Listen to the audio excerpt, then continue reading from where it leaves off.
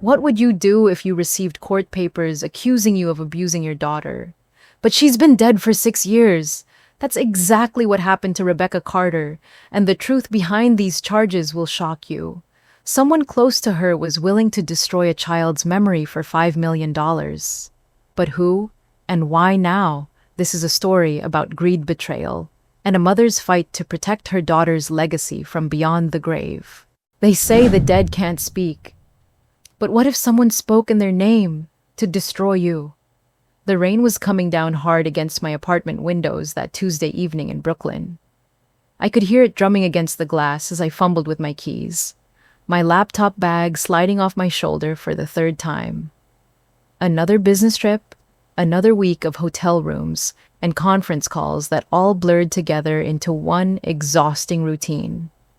I pushed open my door and immediately felt that familiar weight settle on my chest. The silence.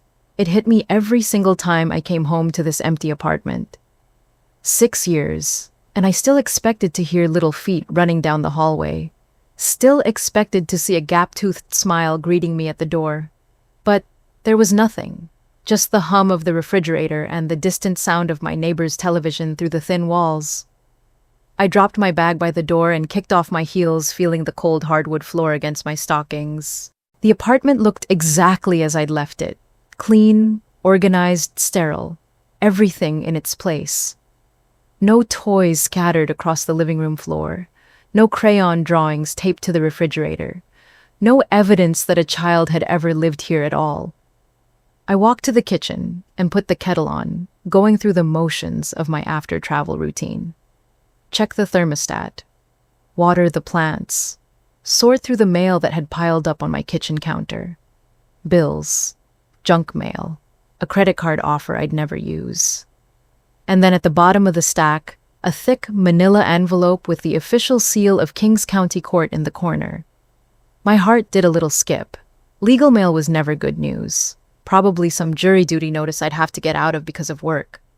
I tore open the envelope without much thought, pulling out a thick stack of papers, while the kettle started to whistle behind me. The first line made me freeze completely. Rebecca Marie Carter, you are hereby summoned to appear in Kings County Court to answer charges of repeated physical abuse and willful neglect of your minor daughter, Abigail Rose Carter. The papers slipped from my hands and scattered across my kitchen floor like leaves in a windstorm. I stood there staring down at the legal documents, my mind refusing to process what I'd just read. Abigail Rose Carter. My daughter's name, my baby's name, printed in cold black ink on official court documents. But that was impossible. It had to be some kind of mistake. Some terrible, sick mistake. Because Abigail had been dead for 6 years. I sank down onto my kitchen floor, my legs suddenly unable to support me. The kettle was screaming now, but I couldn't move. I couldn't breathe. All I could do was stare at those papers scattered around me, my daughter's name repeated over and over again in legal jargon that made no sense. Charges of physical abuse resulting in bodily harm. Willful neglect of medical needs. Failure to provide adequate food and shelter. Each accusation felt like a knife twisting in my chest. How could they accuse me of hurting my daughter? How could they say I neglected her? I would have died for that little girl. I would have given anything to save her. And I tried. God knows I tried. The memories came flooding back all at once like a dam bursting in my mind. Abigail's laugh echoing through the children's hospital corridors. Her tiny hand gripping mine as the nurses prepared her for another round of chemotherapy. The way she'd whisper, "I love you, Mommy," even when the treatments made her so sick she could barely lift her head. I remembered the day she lost all her hair. She was only 6 years old and she stood in front of the bathroom mirror touching her bald scalp with such confusion in her eyes. "Mommy, why do I look different?" she'd asked. And I had to find a way to explain leukemia to a 6-year-old who just wanted to know why her body was betraying her. I remembered staying up all night in that uncomfortable hospital chair watching her chest rise and fall, terrified that if I closed my eyes, she might slip away from me. I remembered the way she'd curl up in my lap during the bad days, how she'd make up stories about brave princesses who fought invisible dragons. But most of all, I remembered the day I lost her. I was in Chicago for a conference. A stupid, meaningless conference that I thought I couldn't miss. Ethan had called me at 2 in the morning, his voice broken and hollow. "Rebecca, you need to come home. Now. She's gone." I'd missed it. I'd missed my daughter's last moments because I was in a hotel room 3 states away, worried about quarterly sales reports and client presentations. The guilt had been eating me alive ever since. The kettle scream finally broke through my paralysis. I stumbled to my feet and turned off the burner, my hands shaking so badly I could barely grip the handle. The sudden silence in the kitchen felt deafening. I picked up the legal papers with trembling fingers, forcing myself to read through the accusations again. Someone had filed a formal complaint claiming I had abused my daughter. Someone had submitted evidence. Someone had convinced a court that I was a monster who had hurt my own child. But who and why? I flipped through the pages looking for any clue about who had made these accusations. The complaint was filed by someone named Lily Monroe, represented by attorney Robert Smith. The name meant nothing to me. I'd never heard of Lily Monroe in my life. My phone buzzed on the counter. A text from my assistant. "Hope the trip went well. Don't forget you have the Morrison presentation first thing tomorrow morning." The Morrison presentation. My job. My life. Everything I'd built since Abigail died, everything I'd used to keep myself functioning and moving forward. What would happen to all of that when word got out about these charges? I sank into one of my kitchen chairs, still clutching the legal documents. The apartment felt like it was closing in around me. The walls seemed to be pressing closer, and I could hear my own heartbeat pounding in my ears. Think, Rebecca. Think. Who was Lily Monroe? Why would someone I'd never met accuse me of abusing my daughter? And why now, 6 years after Abigail's death, I grabbed my laptop and typed the name into a search engine. Nothing useful came up. A few social media profiles that didn't match a real estate agent in Florida, a teacher in Oregon. None of them had any connection to me or my daughter. The charges mentioned specific incidents, dates and times when I allegedly locked Abigail in a basement, descriptions of injuries that made my stomach turn, claims that I had denied her medical care and left her malnourished. Every single word was a lie. I had never laid a hand on my daughter in anger. Never once. Even during the worst moments of her illness when she was crying and scared and lashing out because she didn't understand what was happening to her body, I had never lost my temper. Never raised my voice. I had held her and sung to her and promised her that everything would be okay, even when I knew it wouldn't be. The accusations described a basement. I lived in a 4th-floor apartment. We'd never even had a basement. They claimed I had denied her medical care. I had fought insurance companies and medical administrators and anyone else who stood between my daughter and the treatment she needed. I had spent my life savings on specialists and experimental treatments. I had moved heaven and earth to try to save her. But none of that mattered now. Someone had painted me as a monster, and the court system was taking it seriously. I looked at the date on the summons. I had less than 2 weeks to prepare a defense against charges that should never have been filed in the first place. 2 weeks to figure out who was trying to destroy me and why. My phone buzzed again. This time it was a call from a number I didn't recognize. I almost didn't answer, but something made me pick up. Rebecca Carter. The voice was professional, businesslike. "Yes, this is Janet Rodriguez from Channel 7 News. We're doing a story about the child abuse charges filed against you, and we'd like to get your side of the story." My blood ran cold. "I don't know what you're talking about." "Ma'am, these are public records. We have copies of the court documents. Would you like to comment on the allegations that you physically abused your daughter Abigail?" I hung up without another word, my hands shaking so badly I nearly dropped the phone. It was starting. The media circus. The public humiliation. By tomorrow morning, my name and my daughter's name would be splashed across news websites and social media feeds. People who had never met us would be forming opinions about what kind of mother I was. I thought about Abigail's grave, about the small headstone I visited every Sunday without fail. I thought about the way her eyes lit up when she saw me coming down the hospital corridor. I thought about the way she'd pat my cheek with her tiny hand when I was crying, trying to comfort me, even when she was the one who was sick. "Don't be sad, Mommy," she used to say. "I'm not afraid." But I was afraid now, terrified. Someone was using my dead daughter as a weapon against me, and I didn't know how to fight back. I gathered up the scattered legal papers and spread them out on my kitchen table, forcing myself to read through every word. If I was going to survive this, I needed to understand exactly what I was up against. The charges were detailed and specific. Someone had done their homework. They had created a narrative of systematic abuse that sounded disturbingly convincing on paper. They had provided dates and descriptions that painted me as a cold, calculating monster who had tortured my own child. But they had made one crucial mistake.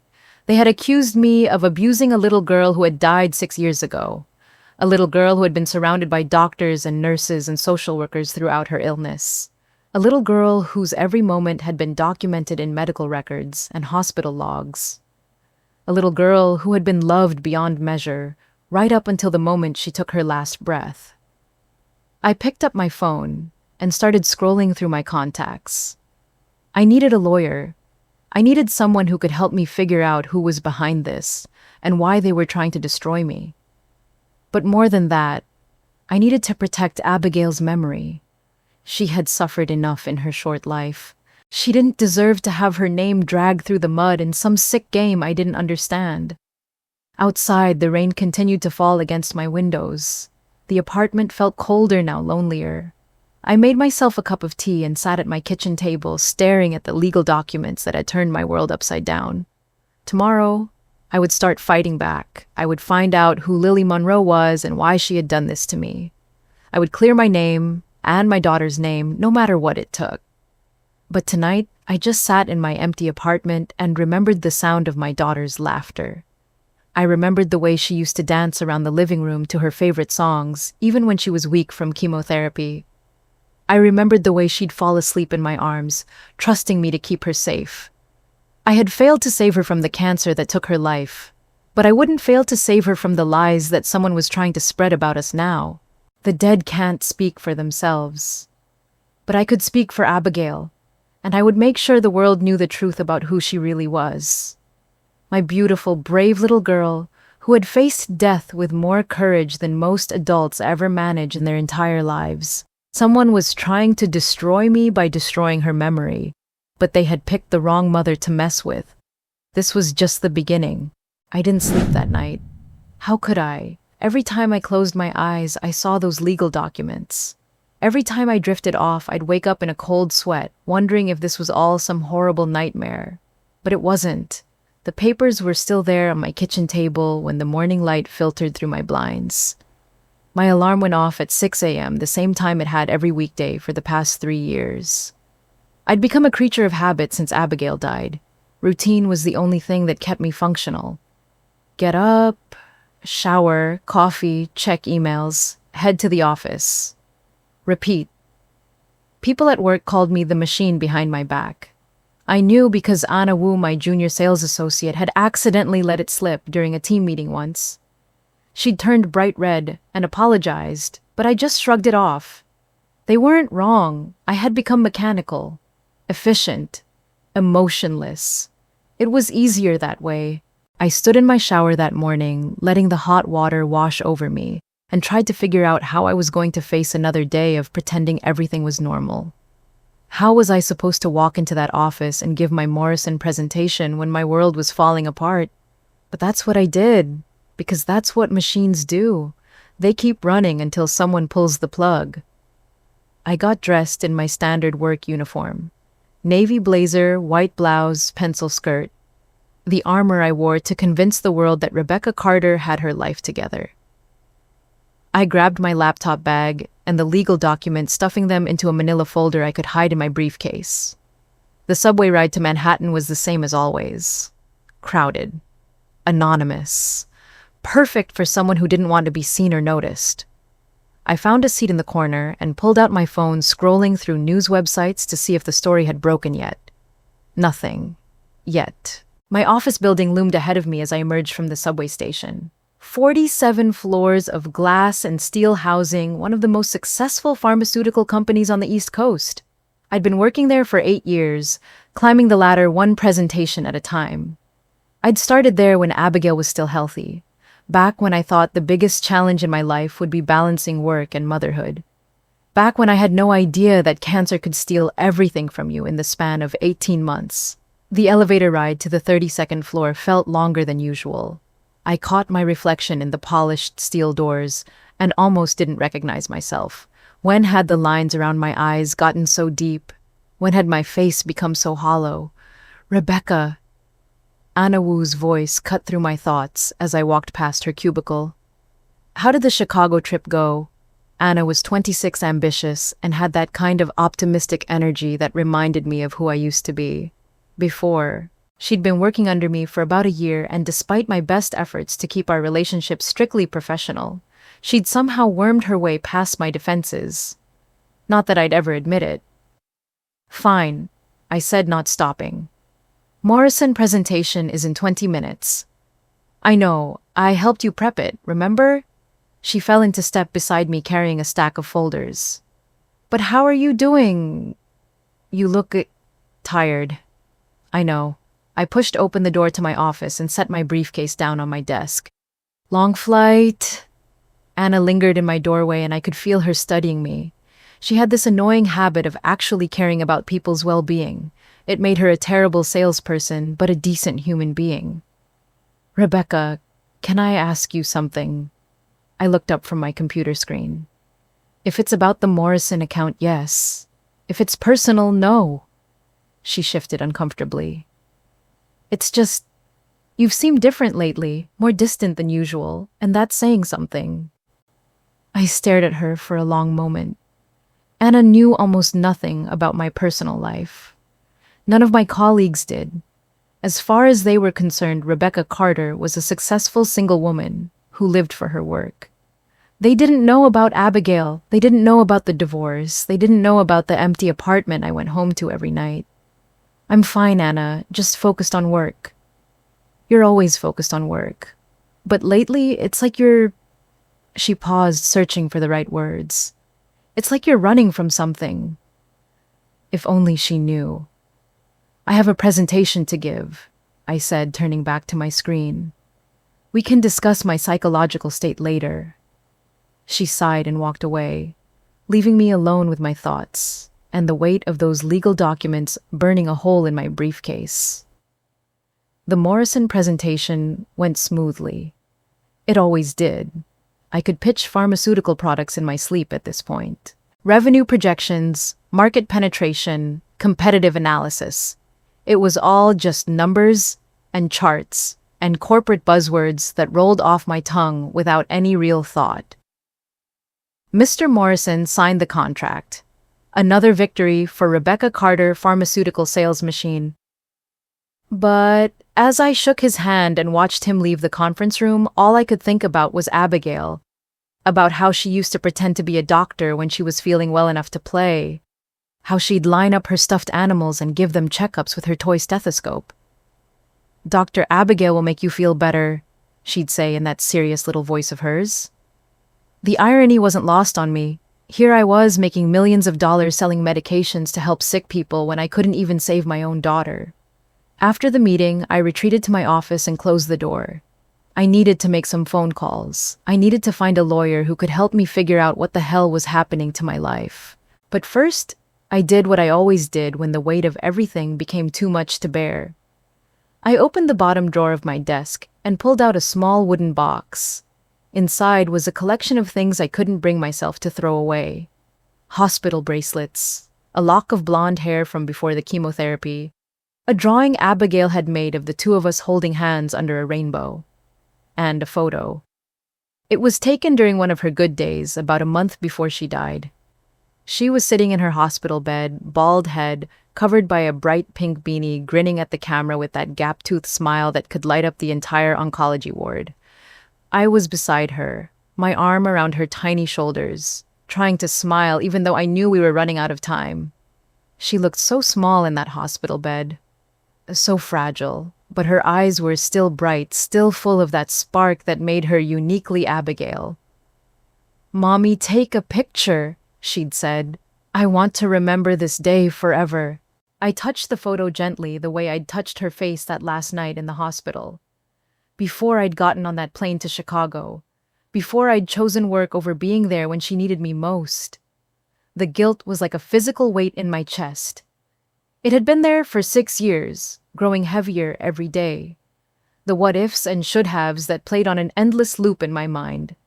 I should have been there. I should have stayed. I should have known that conference call wasn't worth missing my daughter's last moments. But I didn't know. Nobody told me she was that close to the end. Ethan had said she was stable. The doctors had said she was responding to the latest treatment. Everyone had said it was fine for me to go to Chicago for 3 days. 3 days that turned into forever. My phone buzzed. A text from an unknown number. "Saw the news about the charges. Always knew you were a monster. Hope you rot in jail." My blood ran cold. The story was out there. Somewhere, somehow, word was spreading. I Googled my name and felt sick to my stomach. There it was, a small article on a local news website. Brooklyn mother charged with child abuse. My photo from the company website stared back at me right next to a smaller photo of Abigail that must have been pulled from her obituary. The comments section was already filling up with people who had never met us, but had plenty of opinions about what kind of mother I was. Disgusting. How could anyone hurt such a beautiful little girl? She looks like a cold woman. You can see it in her eyes. Thank God that poor child is in a better place now. I slammed my laptop shut and tried to breathe. This was happening. My worst nightmare was coming true. Not only was I being accused of abusing my daughter, but now the whole world was going to know about it. Anna knocked on my door. "Rebecca, everything okay in there?" "Fine," I called out, though my voice sounded shaky even to my own ears. "Lunch meeting with Peterson is in 10 minutes. Peterson. Right. Another client. Another performance. Another hour of pretending to be the successful businesswoman who had everything under control. I put the photo back in the box and closed the drawer. Then I reapplied my lipstick, straightened my blazer, and prepared to lie through my teeth for the next hour about quarterly projections and market forecasts. The lunch meeting was torture. Peterson droned on about budget constraints while I sat there thinking about those horrible comments online. About people calling my daughter that poor child, as if she'd been some victim of mine instead of the brave, funny, incredible little girl she really was. Abigail wasn't a victim. She was a fighter. Even when the cancer was winning, even when the treatments made her so sick, she could barely keep her eyes open, she never gave up. She told jokes to cheer up the other kids in the oncology ward. She gave pep talks to the nurses when they were having bad days. She faced her illness with more grace and courage than most adults could manage, and now someone was trying to turn her memory into something ugly, something twisted. After lunch, I couldn't concentrate on anything. I sat in my office staring at my computer screen, pretending to work while my mind raced through possibilities. Who was Lily Monroe? What did she want from me? Why now? Anna appeared in my doorway again around 3 o'clock. "Rebecca, I hate to bother you, but there's something you should know." My heart stopped. "What?" "There's this article going around online about you, about some legal trouble." She looked genuinely concerned. "People in the office are starting to talk." So, it had reached my workplace? Of course it had. In the age of social media, news traveled faster than wildfire. "What are they saying?" Anna stepped into my office and closed the door behind her. "Look, I don't know what's going on, and I don't need to know. But if you need someone to talk to, or if you need help with anything..." I stared at her. In the 3 years since Abigail died, no one at work had offered me help with anything personal. Because I'd made it clear that my personal life was off limits. Because I'd built walls so high that nobody could see over them. But Anna was trying. And for just a moment, I was tempted to tell her everything. about Abigail, about the divorce, about the empty apartment and the Sunday visits to the cemetery, about how I'd become a machine because feeling human hurt too much. Instead, I said, I'm fine. It's just a misunderstanding that will get cleared up soon. She nodded, but I could see in her eyes that she didn't believe me. Okay, but the offer stands. After she left, I sat alone in my office and thought about Sundays. Every Sunday for the past 6 years, I'd driven out to Greenwood Cemetery in Brooklyn. Every Sunday, I'd sat by Abigail's grave and told her about my week, about work, about the weather, about nothing important because all the important things had died with her. I used to have a daughter. I'd told people when they asked about my family, not, my daughter died, or I lost my daughter. Just, I used to have a daughter, as if she'd been some temporary arrangement that had simply expired. It was easier than explaining, easier than seeing the pity in their eyes, easier than talking about the worst thing that had ever happened to me. But now someone was forcing me to talk about her. Someone was dragging her name through the mud, and I couldn't protect her anymore with silence. I thought about Ethan, my ex-husband. We'd barely spoken since the divorce papers were signed 2 years after Abigail's death. The grief had torn us apart. He'd wanted to try again, maybe have another child. I'd wanted to crawl into a hole and disappear. We'd both loved Abigail desperately, but we'd loved her differently, and we'd grieved her differently, and eventually, that difference had become an insurmountable wall between us. He'd moved on. I'd heard through mutual friends that he was seeing someone new, someone young and optimistic who could give him the future he wanted, someone who wasn't broken beyond repair. Good for him. I meant that. Ethan deserved to be happy. He deserved someone who could love him without feeling guilty about it. Someone who wouldn't flinch every time they passed a children's hospital or saw a little blonde girl in a grocery store. As the afternoon wore on, my phone kept buzzing with notifications.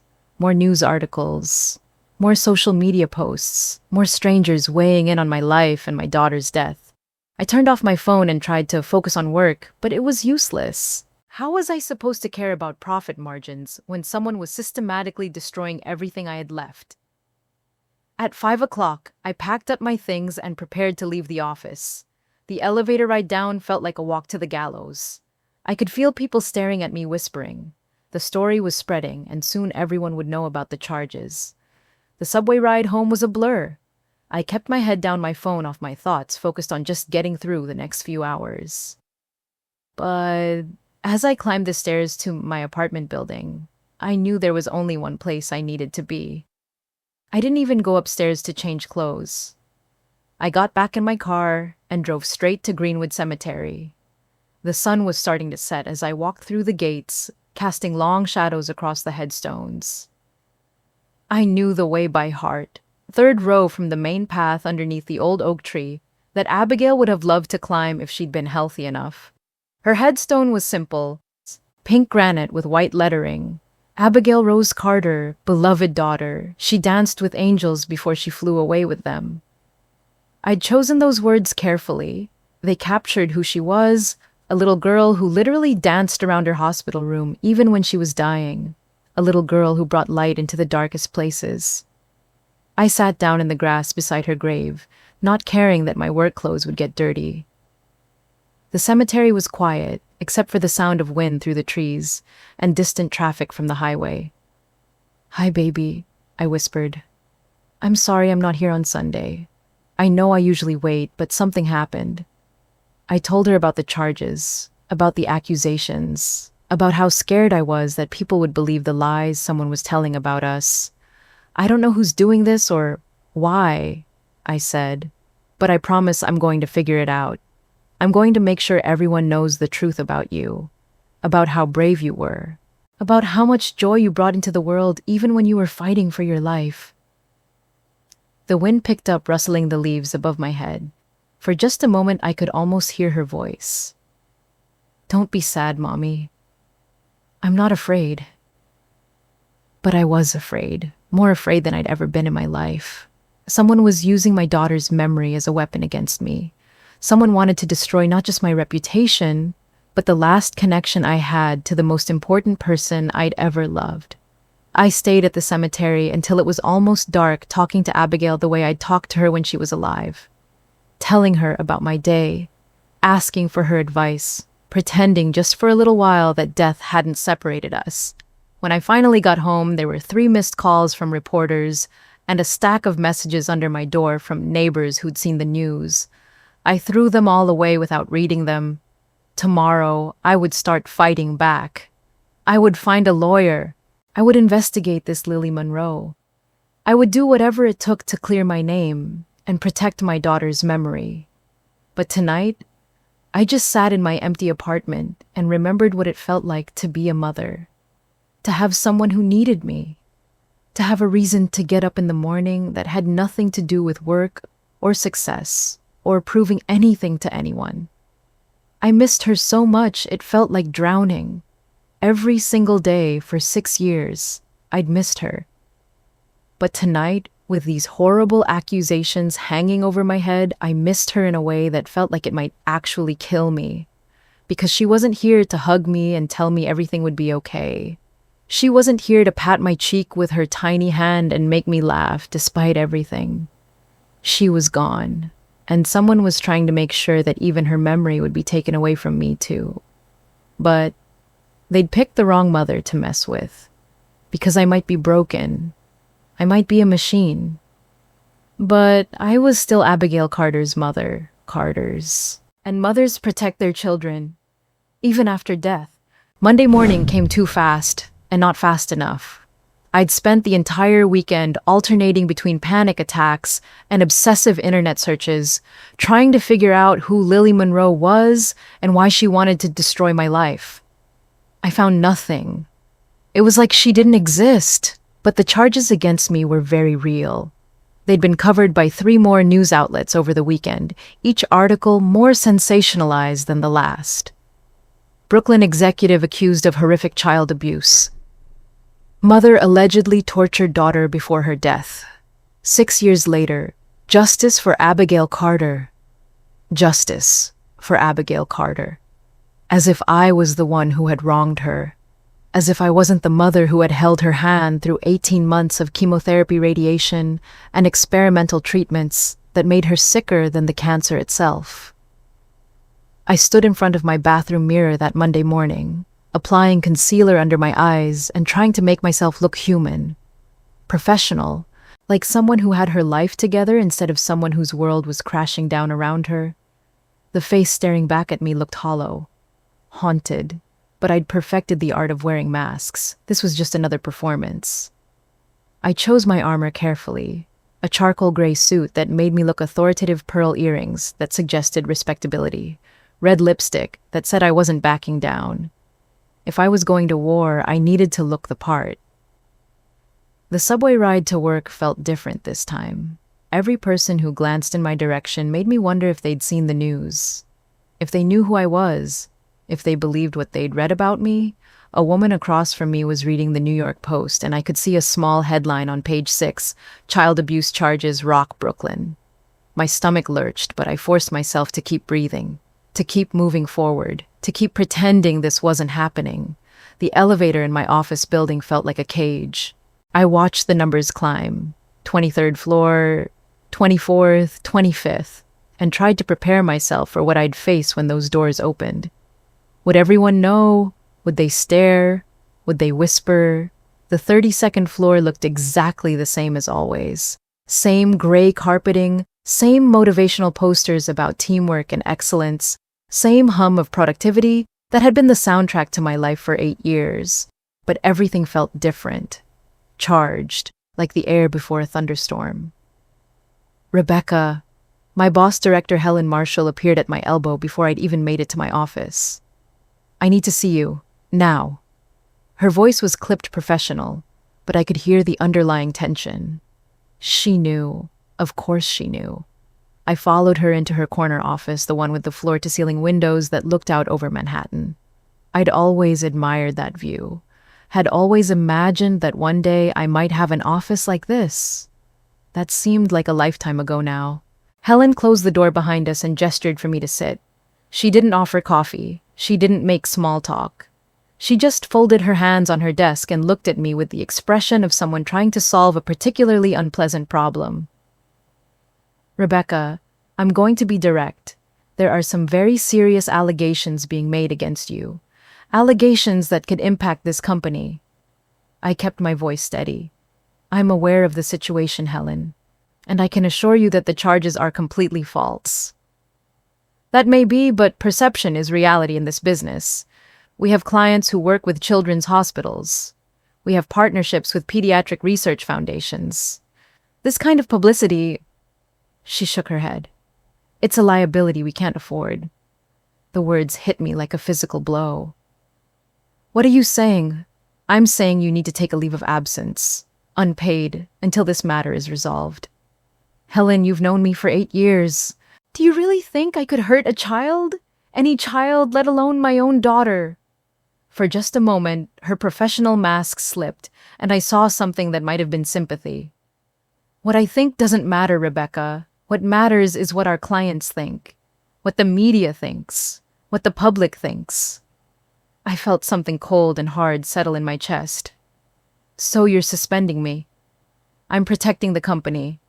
And honestly, I'm protecting you too. You need to focus on clearing your name, not on quarterly reports and client presentations. I stood up slowly, my legs feeling unsteady. How long? However long it takes. I walked out of her office in a daze past the cubicles where my colleagues were pretending to work while stealing glances at me. Past Anna Wu, who looked like she wanted to say something but didn't know what. Past the conference room where I'd given that Morrison presentation just days ago, when my biggest worry was meeting sales targets. In my office, I packed my personal items into a cardboard box, the photo of Abigail, the small wooden box from my desk drawer, a coffee mug Anna had given me last Christmas with "World's Most Dedicated Employee" printed on it. The irony wasn't lost on me. Anna appeared in my doorway as I was taping up the box. "Rebecca, what's happening?" "Leave of absence," I said without looking up. "Indefinite. This is insane. Everyone knows you're not capable of what they're saying." I finally met her eyes. "Do they?" "Because it seems like everyone's pretty quick to believe it." "Not everyone," she said quietly. "Not me." For the first time since this nightmare began, I felt my carefully constructed composure crack just a little. Anna Wu, 26 years old, ambitious and optimistic, was the only person who'd stood up for me. The only person who'd looked past the headlines and remembered the woman she worked with every day. "Thank you," I whispered. She helped me carry my box to the elevator and we rode down in silence. In the lobby, she finally spoke. "Whatever's happening, whoever's doing this to you, you're going to figure it out. You're the strongest person I know." I almost laughed. Strong. If only she knew how close I was to falling apart completely. But there was something in her voice, something in the way she looked at me, that reminded me why I had to keep fighting. Not just for myself, but for Abigail. For the truth. "I hope you're right," I said. Back in my apartment, I sat on my couch with my laptop and the business card I'd found online. Robert Hayes, criminal defense attorney. 30 years of experience. Specializes in false accusations and wrongful charges. I'd spent an hour on Sunday researching lawyers, reading reviews, trying to find someone who could help me navigate this nightmare. Hayes had good ratings, and more importantly, he answered his phone on weekends. I dialed his number with shaking fingers. "Hayes Law Office." "Mr. Hayes, this is Rebecca Carter. I called you yesterday about the charges." "Yes, Ms. Carter, I've been following your case in the news. Can you come in this afternoon? We need to move quickly on this." 2 hours later, I was sitting in a downtown law office that smelled like old books and coffee. Robert Hayes was exactly what you'd expect from a veteran criminal defense attorney. Silver-haired, sharp-eyed, with the kind of presence that commanded attention in a courtroom. He spread the legal documents across his desk and studied them with the intensity of a surgeon examining X-rays. "Rebecca, I'm going to be completely honest with you," he said finally. These are real charges. The court has accepted them. Someone filed this intentionally and they did their homework. What do you mean? He pulled out a thick folder and opened it. The complaint is detailed and specific. Times, dates, descriptions of alleged abuse, medical records that have been fabricated, and he paused, his expression darkening. Photographs. Photographs of what? He turned his laptop screen toward me and I felt the blood drain from my face. The images were composites. My daughter's face digitally placed on the body of an abused child. Professional quality work, but if you looked closely, you could see the inconsistencies. Different lighting, slightly off proportions. The kind of thing that would fool most people but wouldn't hold up under forensic analysis. But that wasn't what made me feel sick. It was seeing Abigail's beautiful face, her smile, her bright eyes, attached to images of bruises and injuries that she had never suffered. It was seeing my daughter turned into evidence of crimes I never committed. These are completely fabricated, I whispered. I know. But they're convincing enough to fool a grand jury. The accusations are specific too. They claim you locked her in a basement, denied her food, and medical care, inflicted physical injuries that you then covered up. I lived in a fourth-floor apartment. We never had a basement. And medical care, I laughed bitterly. I spent my life savings trying to save her. I fought insurance companies and hospital administrators and anyone else who stood between her and treatment. I believe you, but we need to prove it. And more importantly, we need to figure out who's behind this. He pulled out another document. The complaint was filed by one Lily Monroe, represented by attorney Robert Smith. Do either of those names mean anything to you? I've never heard of Lily Monroe in my life. What about Robert Smith? I know him by reputation. He's not particular about the ethics of his cases. If the money's right, he'll file just about anything. I stared at the document spread across his desk. The detailed accusations, the fabricated evidence, the professional presentation of lies designed to destroy my life. This isn't just a mistake, I whispered. This is malicious. Hayes nodded grimly. Someone wants to hurt you, Rebecca. The question is who and why. I don't have enemies. I live a quiet life. I go to work. I go home. I visit my daughter's grave on Sundays. I don't have drama or conflicts or people who hate me. Think harder, ex-husband co-workers. Anyone who might benefit from your downfall. I thought about Ethan. We divorced, but it had been amicable. Sad, but not bitter. He'd moved on with his life, and I'd tried to move on with mine. There's no one, I said. At least no one I can think of. Hayes made some notes on a legal pad. We'll need to investigate this Lily Monroe. Find out who she really is, what her connection to you might be. In the meantime, we have less than 2 weeks to prepare your defense. 2 weeks until what? Your preliminary hearing. Next Tuesday. The court will decide whether there's enough evidence to proceed to trial. The room felt like it was spinning. Trial. Rebecca, if we can't get these charges dismissed, you're looking at serious prison time. Child abuse resulting in death carries a sentence of 25 years to life. 25 years to life, for crimes I didn't commit against a daughter I would have died to protect. But she died of cancer, I said. The medical records will prove that. Medical records can be disputed. Cause of death can be questioned. If they claim you denied her medical care, if they suggest the cancer was allowed to progress because of neglect, he shook his head. Juries are very emotional when it comes to child abuse cases. They want someone to blame, someone to punish. I felt like I was drowning. So what do? We fight. We investigate. We find out who's behind this and why they want to destroy you. And we prepare for the possibility that this goes to trial. He handed me a business card. This is a private investigator I work with, Marcus Hill. Ex-cop, very good at what he does. I'm going to have him start digging into Lily Monroe's background. How much is this going to cost? Don't worry about money right now, worry about staying out of prison. I left his office in a daze, the weight of reality settling on my shoulders like a lead blanket. This wasn't going away. This wasn't a misunderstanding that would be cleared up with a phone call. This was a deliberate, calculated attack on my life and my daughter's memory. Someone hated me enough to create elaborate lies about child abuse. Someone had invested time and money and effort into destroying me.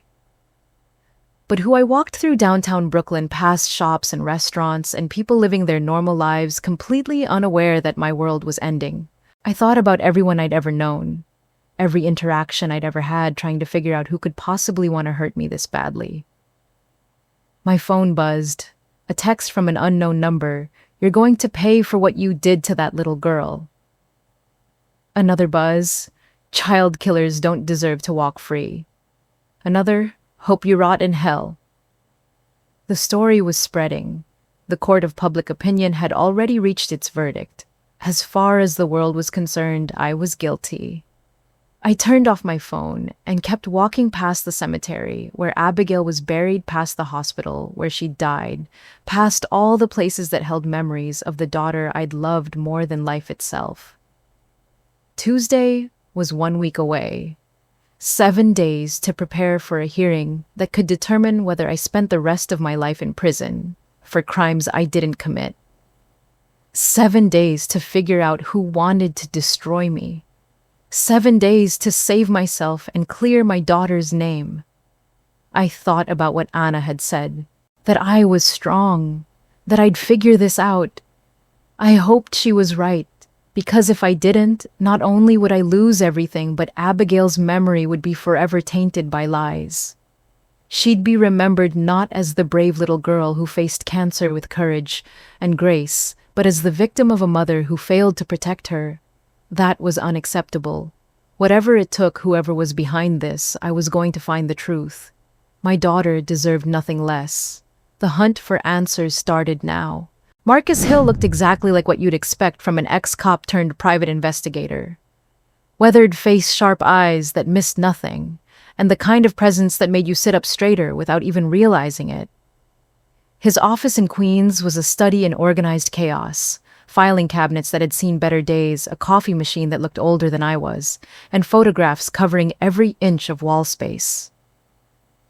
"Ms. Carter," he said, gesturing to a chair across from his cluttered desk. "Robert Hayes filled me in on your situation. I've got to say, in 25 years of police work and 10 years as a PI, I've never seen anything quite like this." I sat down, clutching my purse like a lifeline. "You mean falsely accusing someone of child abuse?" "Oh, false accusations happen all the time. What's unusual is the level of sophistication here. Someone put real money and effort into this. Professional-grade photo manipulation, detailed medical fabrications, legal filings that look completely legitimate on the surface." He pulled out a thick file and spread some papers across his desk. "I've been doing some preliminary research on your Lily Monroe, and here's the first interesting thing. Lily Monroe didn't exist until 7 years ago." My blood ran cold. "What do you mean?" "I mean there's no record of anyone named Lily Monroe before 2018. No birth certificate, no school records, no employment history, no credit report. It's like she materialized out of thin air at age 25. "But that's impossible." Marcus shook his head. "Not impossible. Difficult, expensive, but not impossible. Someone who knows what they're doing can create a new identity. The question is why this particular someone needed to?" He pulled out another document. "But here's where it gets really interesting. Guess who Lily Monroe married 18 months ago?" The room started spinning. "No, your ex-husband, Ethan Carter." I felt like I'd been punched in the stomach. "Ethan? But he said he was dating someone named—" Wait. My mind raced back to the conversations we'd had during the divorce proceedings. He mentioned someone he'd met. Said her name was Lily. But that was years ago, not long after. Not long after your daughter died. About a year later, but he never said her last name was Monroe. I just assumed. I never thought to ask." Marcus leaned back in his chair, studying my reaction. When was the last time you spoke to your ex-husband? I tried to think. The divorce was finalized 3 years ago. We've exchanged maybe a dozen words since then. Holiday cards, a text when it was Abigail's birthday. Nothing substantial. Did he ever mention getting married? No. Nothing. I had no idea. Marcus made some notes on a yellow legal pad. So, your ex-husband marries a woman with a fabricated identity, and now that same woman is accusing you of abusing the daughter you shared. You don't find that coincidental. But why? What could she possibly gain from this? That's what we're going to find out. But first, I need to ask you some difficult questions about your marriage and divorce. For the next hour, Marcus grilled me about every detail of my relationship with Ethan. How we met, how long we were married, how we handled Abigail's illness, how our marriage fell apart after she died. Ethan wanted to try again, I explained. He thought maybe having another child would help us heal. But I couldn't. The thought of replacing Abigail, of pretending that another child could fill the hole she left behind. I just couldn't do it. So the divorce was your idea. Mutual, I guess, but I was the one who couldn't move forward. He wanted a future. I was stuck in the past. Marcus nodded. Any bitter feelings? Fighting over money or property? None. We split everything 50-50. The only thing I kept was... I paused, realizing something for the first time. The only thing I kept was the trust fund we'd set up for Abigail's future. Her college fund. How much money are we talking about? About $5 million. Life insurance payout, saving some investments that did well over the years. It was supposed to be for her education, her wedding, her future. After she died, I couldn't touch it. It felt like it belonged to her. Marcus's eyes sharpened. $5 million. And who controls that money now? I do. It's in my name as the surviving parent. But I've never spent a penny of it. Ms. Carter, what happens to that money if you're convicted of child abuse? The question hit me like a physical blow. I don't know. I never thought about it. I think we need to find out. Because $5 million is a hell of a motive for someone to want you out of the picture. He stood up and walked to one of his filing cabinets. I'm going to need you to sign some papers, authorizing me to investigate your ex-husband and his wife. And I'm going to need access to your financial records, your daughter's medical files, everything. Whatever you need. As I signed the authorization forms, Marcus kept talking. There's something else that's bothering me about this case. The timing. Why now? Your daughter died 6 years ago. You've been divorced for 3 years. Why would someone wait until now to file these charges? I don't know. Unless something changed recently. Something that made it urgent for them to act. We were interrupted by Marcus's phone ringing. He glanced at the caller ID and held up a finger. I need to take this. It's my contact at the NYPD. I sat in his cluttered office surrounded by photographs of missing persons and crime scenes and tried to process what I'd learned. Ethan had married a woman with a fake identity, a woman who was now accusing me of abusing our daughter, a woman who might benefit financially if I was convicted. But Ethan wouldn't do this to me. Would he? We'd ended our marriage sadly, but not bitterly. He'd loved Abigail as much as I had. He wouldn't let someone destroy her memory for money. Unless he didn't know. Unless this Lily Monroe was manipulating him too. Marcus hung up the phone and turned back to me with a grim expression. That was Detective Rivera from the Brooklyn DA's office. They're fast-tracking your case. The preliminary hearing has been moved up. To when? Friday, this Friday. My heart stopped. But that's only 3 days away. Someone's putting pressure on the system to move quickly. Someone wants you in custody before you have time to mount a proper defense. I felt panic rising in my chest. What do we do? We work fast. I'm going to start surveillance on your ex-husband and his wife today. I want to know where they go, who they talk to, what they're up to. And I need you to think hard about anyone else who might have a motive to hurt you. There's no one else. I don't have enemies. Everyone has enemies, Miss Carter. Sometimes we just don't know it. I left Marcus's office with more questions than answers, but at least now I had direction. Someone was targeting me specifically, and it had something to do with money. $5 million was certainly enough to motivate someone to commit fraud. But as I drove back to Brooklyn, I kept thinking about Ethan, my ex-husband, the father of my daughter, the man I'd once loved enough to marry. Could he really be behind this? My phone rang as I was sitting in traffic on the BQE. Anna Wu. Rebecca, I heard about your leave of absence. Are you okay? I almost laughed. Was I okay? I was being accused of abusing my dead daughter by my ex-husband's wife, who apparently didn't exist until 7 years ago. My preliminary hearing was in 3 days. I'd been suspended from my job. My name was being dragged through the media as a child abuser. I'm fine, I lied. No, you're not. Where are you? I'm coming over. Anna, you don't need to. Yes, I do. Text me your address. An hour later, Anna Wu was sitting in my living room with a bag of Chinese takeout and a bottle of wine, looking around my apartment with unconcealed concern. Rebecca, this place looks like a museum, she said gently. When was the last time you had anyone over? I looked around, trying to see my apartment through her eyes. Everything was perfect. Clean, organized, sterile. No personal touches except for a few framed photos of Abigail on the mantelpiece. I don't really entertain. I can see that. She set the food out on my coffee table. Talk to me. What's really going on? For a moment, I was tempted to tell her everything. About Abigail, about the divorce, about the fact that I'd been living like a ghost for the past 6 years. But I couldn't. I'd spent too long keeping everyone at arm's length. It's complicated. The news article said you have a daughter, but you've never mentioned her. I felt my carefully constructed walls starting to crumble.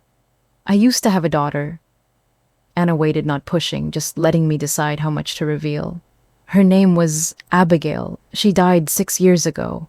Leukemia. Anna's face softened with understanding and sympathy. Oh, Rebecca. I'm so sorry. The charges are completely false. I never hurt her. I would have died before I let anyone hurt her. But someone is trying to make the world believe I was a monster who abused my own child. Who would do something like that? I'm starting to think it might be my ex-husband's new wife. Someone with a fake identity who stands to gain millions of dollars if I'm convicted. Anna stared at me. This sounds like something out of a movie. I wish it was, but it's real and it's happening, and I have 3 days to figure out how to stop it. We ate Chinese food in my sterile living room, and for the first time in years, I didn't feel completely alone. Anna asked me about Abigail, what she was like, what she loved, how she faced her illness. It felt good to talk about my daughter as a real person instead of just a painful memory. She sounds amazing, Anna said. She was brave and funny and kind.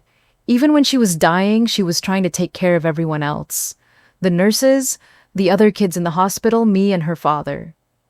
And now someone is trying to turn her into something ugly, something that never existed. I felt tears welling up in my eyes. Someone's trying to erase everything good I did as a mother. All the love, all the sacrifice, all the sleepless nights holding her when she was scared. They want to replace all of that with lies about abuse and neglect. Anna reached over and squeezed my hand. We won't let that happen. You think I'm going to let my mentor and friend go through this alone? I may not know much about legal battles, but I know about research. I know about organization. I know about not giving up when things get tough. I stared at her, this young woman who barely knew me but was willing to stand by me when everyone else had already judged me guilty. Anna, you could get in trouble. If people at work find out you're helping me, let them fire me. I'll find another job. But I won't find another friend like you. Friend. When was the last time someone had called me that? When was the last time I'd let anyone close enough to earn that title? That night, after Anna left, I sat in my living room with my laptop and started going through old emails, looking for any mention of Lily Monroe or anyone who might have a grudge against me. I found nothing. My phone buzzed with a text from Marcus.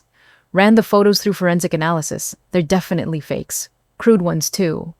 Whoever did this didn't even bother with proper lighting or blending. It was good news, but it also raised more questions. If the photos were obviously fake to a professional, why had the court accepted them as evidence? Why hadn't anyone done basic verification before filing charges, unless someone was making sure the case moved through the system too quickly for proper scrutiny? Another text came through. Following your ex and his wife tomorrow. Will report back. Oh? I thought about Ethan sleeping next to a woman who might be systematically destroying my life. Did he know? Was he part of it? Or was he just another victim of whatever game Lily Monroe was playing? I pulled out my phone and almost called him. Almost asked him directly what was happening. But what if he was involved? What if warning him would just give them time to cover their tracks? Instead, I sat in my empty apartment and thought about Abigail. About the daughter who had trusted me to protect her. I'd failed to save her from cancer, but I wouldn't fail to save her memory from lies. 3 days until the hearing. 3 days to find the truth. The hunt was just beginning, but at least now I knew where to look. At the woman who didn't exist until she needed to destroy me. At the money that might be worth more than the truth. At the husband I'd once loved who might be willing to sacrifice our daughter's memory for a chance at a new life. Friday was coming fast, but so was the truth. And when it arrived, someone was going to pay for what they'd done to Abigail's memory. Wednesday morning, 48 hours until the hearing that could destroy my life. I was sitting in my kitchen, staring at a cup of coffee that had gone cold hours ago when my phone rang. Marcus Hill, the caller ID made my heart race. "I've got news," he said without preamble. "Some of it good, some of it very bad. Can you meet me at my office in an hour? I'll be right there." The drive to Queens felt endless. Traffic crawled along the BQE while my mind raced through possibilities. What had Marcus found? Was it enough to save me? Or was I about to learn something that would make everything even worse? Marcus was waiting for me with that grim expression I was starting to recognize. His desk was covered with photographs, computer printouts, and what looked like surveillance equipment. "Sit down, Rebecca. You're going to want to be sitting for this." I sank into the chair across from his desk, my hands already shaking. "Let's start with the good news. I found out who Lily Monroe really is." He slid a photograph across the desk. It was a mugshot, a woman with bleached blonde hair and hard eyes that looked nothing like the polished socialite I'd imagined Ethan's new wife to be. Meet Jessica Monroe, born Jessica Walsh in Detroit, Michigan. Age 32, criminal record dating back to when she was 18. I stared at the photograph. This is Lily. Same person, different look. She's had some work done. Nose job, cheek implants, probably some other cosmetic procedures. But the bone structure is the same. He pulled out another stack of papers. Jessica Walsh, aka Jessica Monroe, aka Lily Monroe, has been running cons for over a decade. Credit card fraud, identity theft, insurance scams. She's good at what she does, good enough to stay out of prison. Until now. What do you mean she's in debt? Deep debt. $300,000 to some very unpleasant people in Atlantic City. The kind of people who don't accept "I'll pay you next week" as a valid payment plan. My mind was spinning. So she married Ethan for his money. That's what I thought at first. But here's the thing, your ex-husband doesn't have that kind of money. He's comfortable, sure, but not $300,000. In gambling, debt, comfortable. Marcus leaned forward, his expression getting even more serious. But you know, what he does have access to, or would have if something happened to you. The trust fund. Abigail's trust fund. $5 million, I whispered. Exactly. And according to the terms of the trust, if you're declared unfit or incapacitated or dead, control passes to Ethan as the surviving parent. I felt sick.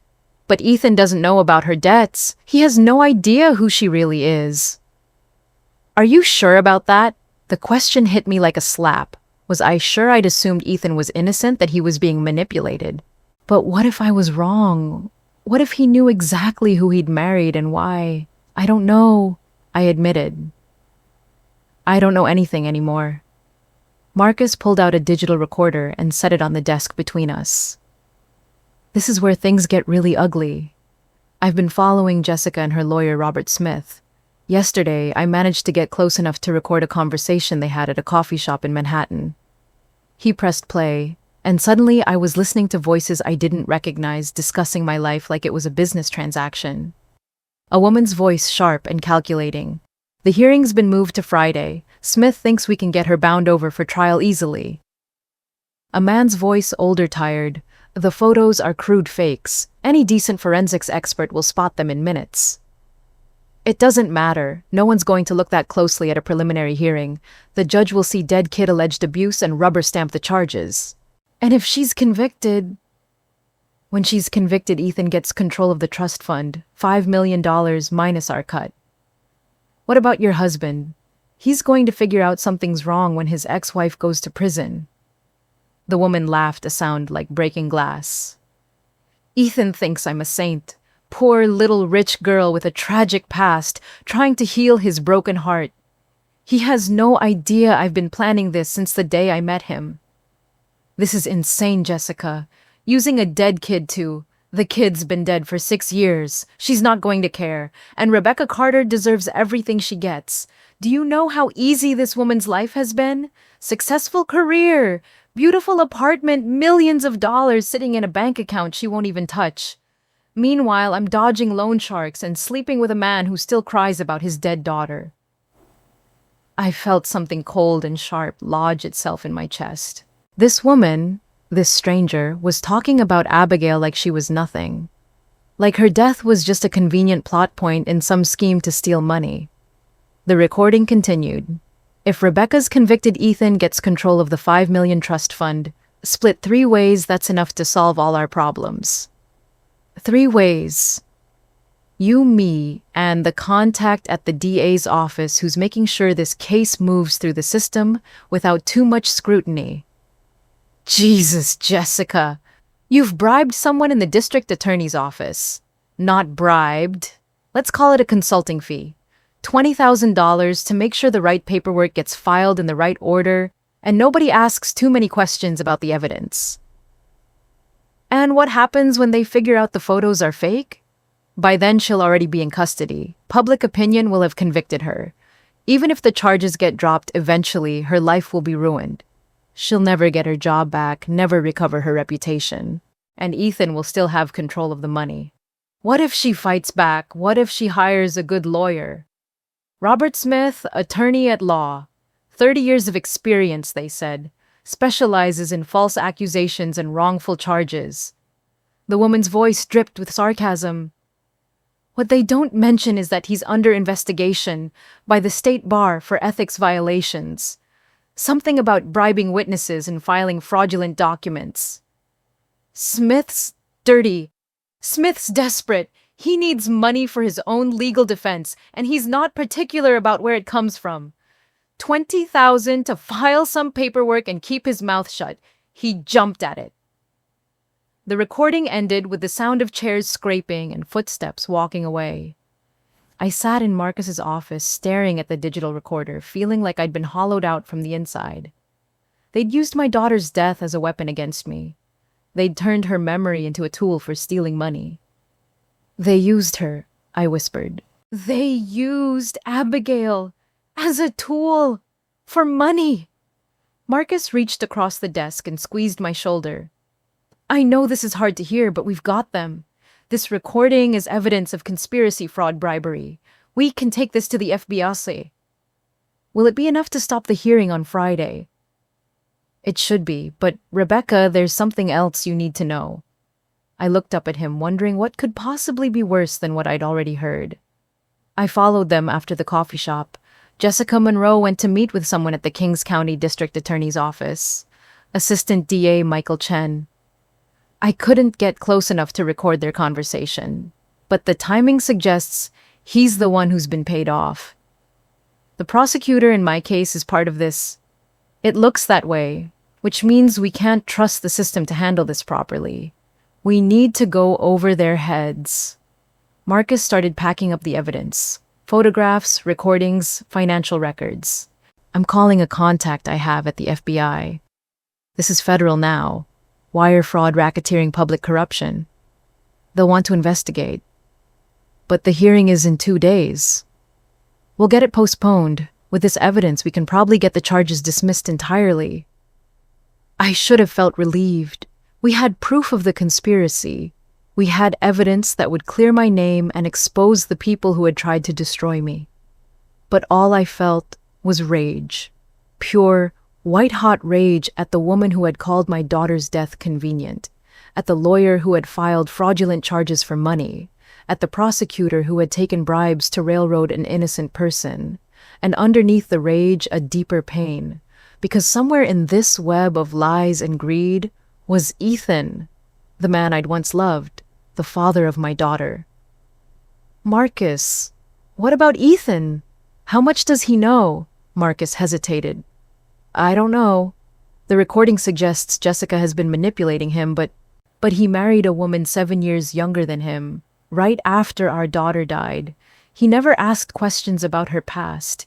He never wondered why a beautiful young woman would want to be with a grieving widower. People believe what they want to believe, especially when they're vulnerable. Or maybe he's just as greedy as she is. The thought made me sick. Ethan had held Abigail's hand as she died. He'd cried at her funeral. He'd loved her as much as I had. Hadn't he? There's only one way to find out, Marcus said. We need to confront him before the FBI gets involved. Give him a chance to do the right thing. And if he doesn't, then we take them all down. I thought about the recording about Jessica Monroe's laugh when she talked about sleeping with a man who cried about his dead daughter. I thought about her dismissive tone when she called Abigail's death convenient. This woman had stolen my ex-husband, corrupted the legal system, and tried to destroy my life. But worse than all of that, she had desecrated my daughter's memory. She had turned Abigail into a commodity, a means to an end, a dead child whose tragedy could be exploited for profit. That was unforgivable. Set up the meeting with Ethan, I said. Tonight, I want to look him in the eye when he finds out who he married. Rebecca, are you sure you want to do this? It might be better to let the FBI handle everything. No, this is personal now. They made it personal when they decided to use my daughter as bait. Marcus nodded. I'll make the call. As I left his office, I thought about Abigail's last words to me. She'd been so weak, barely conscious, but she'd managed to whisper, "Don't be sad, Mommy." I'm okay. She'd been trying to comfort me, even as she was dying. Even at 6 years old, facing the end of her short life, she'd been more concerned about my pain than her own. That was who my daughter really was. Not some tragic victim to be exploited for money, but a brave little girl who had faced death with more dignity than the adults who were now using her memory for their own selfish purposes. Tomorrow night, I would face Ethan Carter and the woman he'd married. I would look them in the eye and tell them exactly what I thought of their scheme. And then I would make sure they paid for what they'd done to Abigail's memory. Because some things are more important than money. Some things are sacred. And my daughter's memory was one of them. Friday morning arrived gray and cold, the kind of November day that feels like the world is holding its breath. I stood outside Kings County Court watching people climb the steps to the building where my fate would be decided. But today felt different. Today I wasn't walking into that courtroom as a victim. Robert Hayes stood beside me, briefcase in hand, looking like the seasoned warrior he was. Marcus Hill was somewhere in the crowd, ready to provide testimony if needed. And in my purse was a digital recorder containing the evidence that would expose the truth about Jessica Monroe and her conspiracy. "You ready for this?" Hayes asked. I looked up at the imposing courthouse, its stone columns reaching toward the cloudy sky. "More than ready. We walked through security and down the marble hallway toward courtroom 4B. My heels clicked against the floor with each step, a sound that seemed to echo the beating of my heart. Purposeful, determined, strong. The courtroom was smaller than I'd expected, with wooden benches that reminded me of church pews and tall windows that let in the gray morning light. I took my seat at the defendant's table and looked around. That's when I saw him. Ethan was sitting in the third row, looking older than I remembered, his hair grayer at the temples, his face drawn with confusion and worry. When our eyes met across the courtroom, I saw something that might have been shame. Beside him sat a woman I didn't recognize at first. Blonde hair, perfectly styled, expensive clothes, makeup applied with professional precision. But when she turned slightly, I caught the bone structure Marcus had pointed out in the mugshot. Jessica Monroe, the woman who had tried to destroy my life. She looked confident, smug even, like someone who was about to win a game she'd been playing for months. She had no idea what was coming. The bailiff called the court to order, and Judge Patricia Rodriguez entered the courtroom. She was a woman in her 50s, with steel gray hair and the kind of presence that commanded immediate respect. "This is a preliminary hearing in the matter of the People versus Rebecca Carter," she announced. "The defendant is charged with child abuse resulting in death. Mr. Chen, you may proceed." Assistant District Attorney Michael Chen stood up, the same man Marcus had identified as being part of the conspiracy. He looked nervous, constantly adjusting his tie and shuffling papers. "Your Honor, the People will show that the defendant systematically abused her 6-year-old daughter, Abigail Carter, resulting in the child's death. We have photographic evidence, witness testimony, and medical records that clearly demonstrate a pattern of abuse and neglect." He was lying smoothly, professionally, but I could see the sweat on his forehead. He knew what he was doing was wrong, but the money had been too tempting. The defendant locked her daughter in a basement, denied her medical care, and inflicted injuries that ultimately contributed to the child's death from what was reported as leukemia. Judge Rodriguez looked up from her papers. "Mr. Chen, I've reviewed the medical examiner's report. The child died at Brooklyn Children's Hospital under the care of licensed physicians. The cause of death was clearly established as acute lymphoblastic leukemia." "Yes, Your Honor, but our evidence suggests that the defendant's abuse weakened the child's immune system and prevented proper treatment." It was a thin argument, and everyone in the courtroom could see it. But Chen pressed on, presenting the fabricated photos and medical records that Marcus had already proven were fake. Jessica Monroe watched from the gallery with a satisfied smile, as if she was watching her favorite movie reach its climax. When Chen finished his presentation, Judge Rodriguez turned to our table.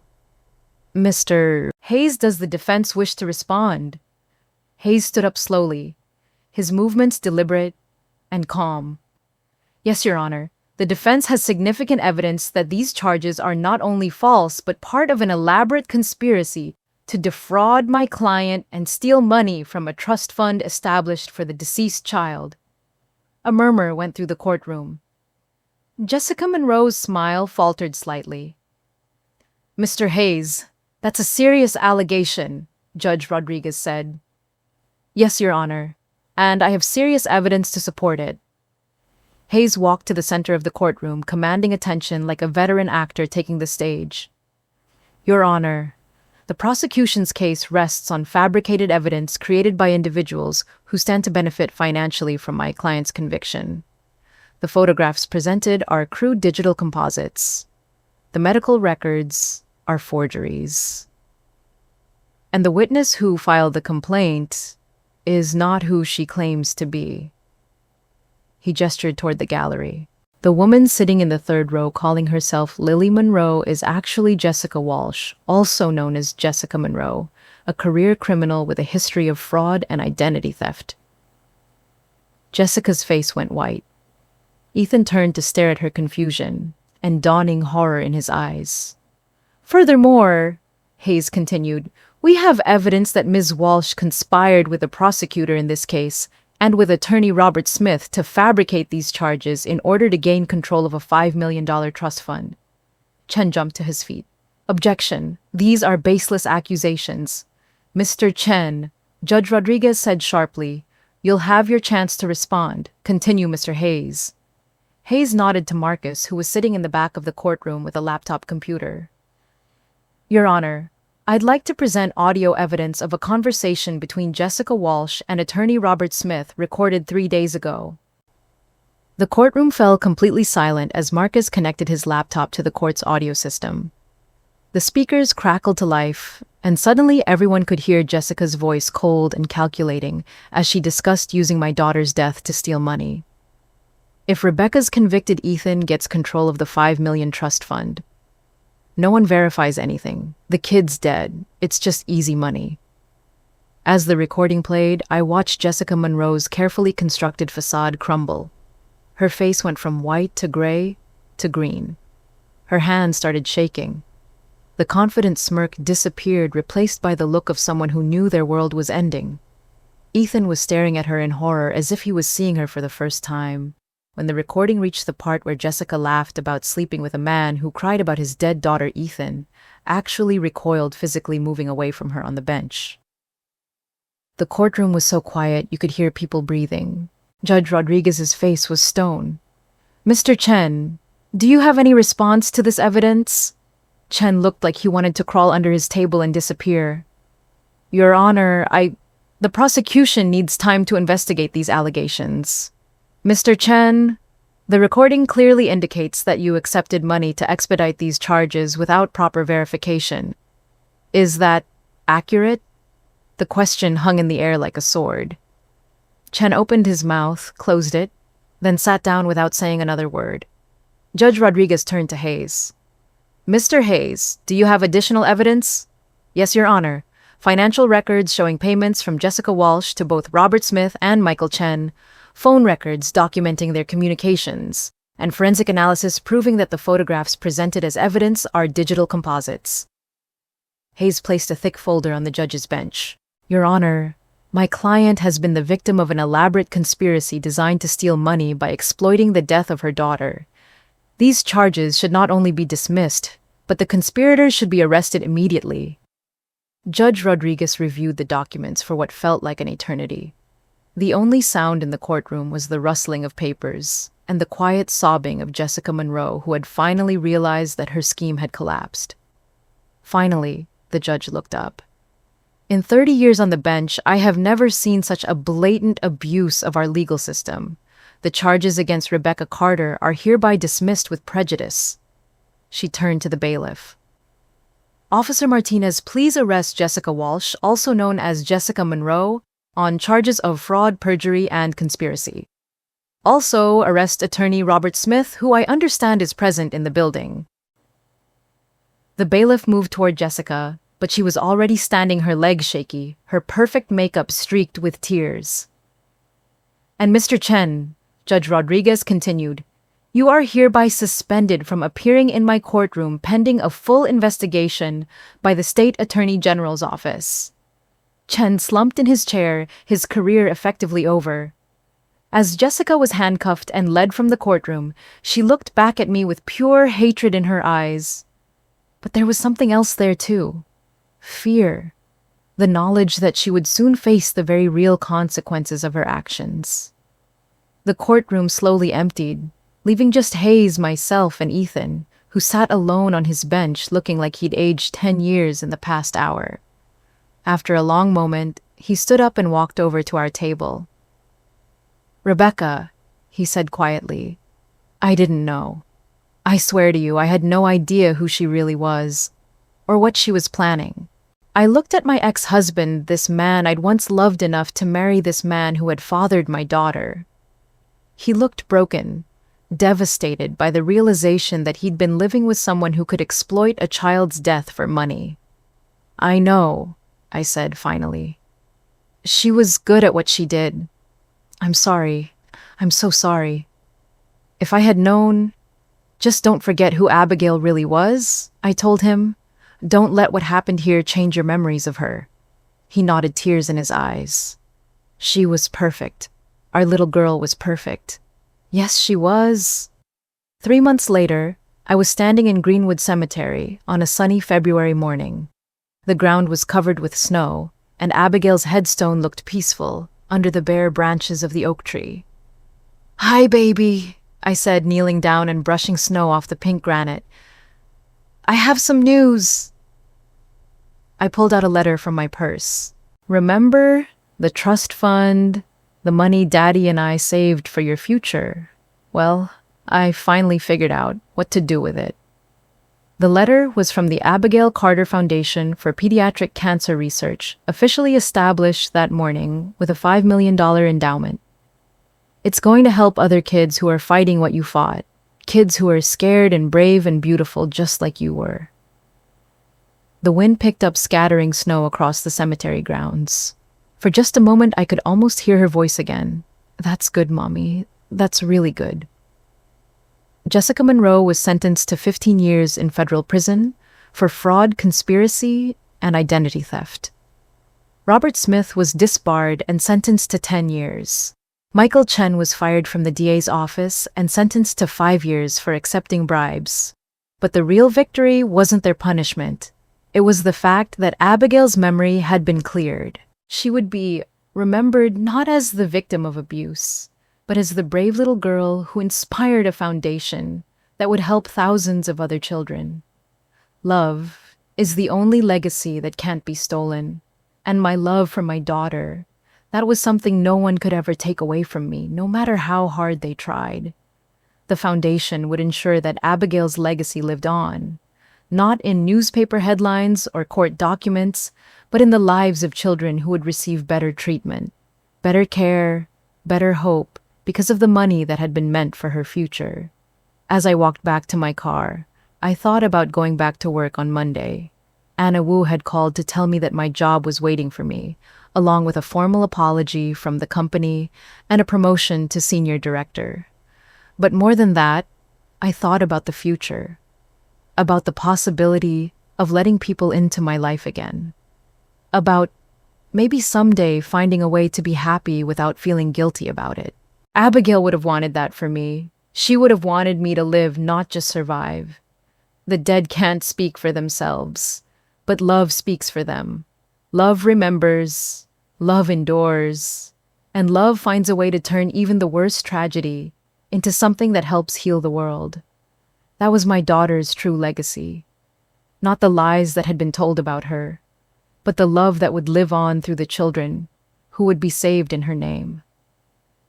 Some stories don't have happy endings, but this one did, because in the end, love won. Love. What do you think about Rebecca's choice to turn her pain into something positive? Have you ever had to fight to protect someone's memory? Share your thoughts in the comments below. If you enjoyed this story of justice and redemption, hit that subscribe button for more real-life dramas that will keep you on the edge of your seat. And don't forget to ring the notification bell so you never miss our latest uploads. Thanks for watching, and I'll see you in the next one.